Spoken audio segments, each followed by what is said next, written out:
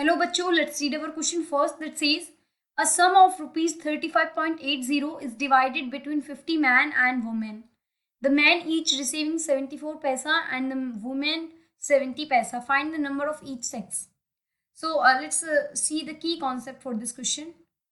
The key concept for this question is, देखो अगर हमारे पास में कोई भी एक इक्वेशन है इन वन वेरिएबल, तो वहाँ से हम उस वेरिएबल की कैसे वैल्यू फाइंड करते हैं. फॉर एग्जाम्पल मेरे पास एक सिंपल सी इक्वेशन है 5x + 3 = 2. तो इसमें से अगर मैं x की वैल्यू निकालना चाहूँ तो मैं क्या करूँगी, इस x को अकेला छोड़ दूंगी और बाकी जो भी हमारे कांस्टेंट टर्म होंगे उसको मैं दूसरी साइड ले जाऊंगी. दिस इज 5x = 2 माइनस मैं 3 को इधर ले जाऊंगी तो 3 माइनस का बन जाएगा. तो x की वैल्यू ये आ जाएगी 2 - 3 = -1 डिवाइडेड बाय 5 को इधर ले आऊंगी तो डिवाइड में आ जाएगा. तो वैसे ही हम किसी भी इक्वेशन में एक वेरिएबल की वैल्यू इसी टाइप से फाइंड करते हैं. अब देखो हमारा क्वेश्चन क्या कहता है, अ सम ऑफ रुपीज 35.80. तो हमारे पास में 35.80 रुपीज हैं एंड इनको मेन एंड वुमेन में बांटा गया है.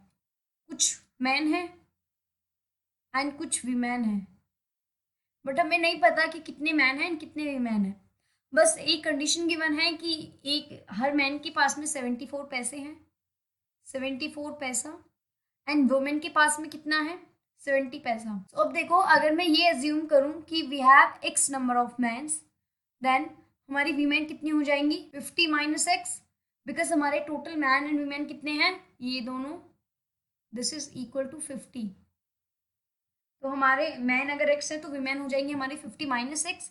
अब देखो हम एक कंडीशन लगाते हैं, अगर 74 पैसे हर मैन को जा रहे हैं तो एक्स मैन को कितने जाएंगे 74 पैसे इंटू एक्स, प्लस वीमेन को कितने जाएंगे 70 पैसे इंटू टोटल वुमेन कितनी है 50 - x.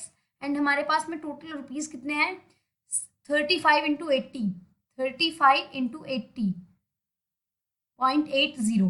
तो अब देखो अगर हमारे पास में हमने इसको भी पैसा में कन्वर्ट कराया, इसको भी पैसे में कराया, तो इसको भी पैसे में कर लेते हैं इंटू 100. This is into 100. तो अब ये सारी की करेंसी है वो सारी की सारी करेंसी पैसे में हो गई है. अब देखो दिस इज सॉल्व करेंगे इसे 74x प्लस 7 5 जो 35, 3500 minus 70x is equal to this is 3580.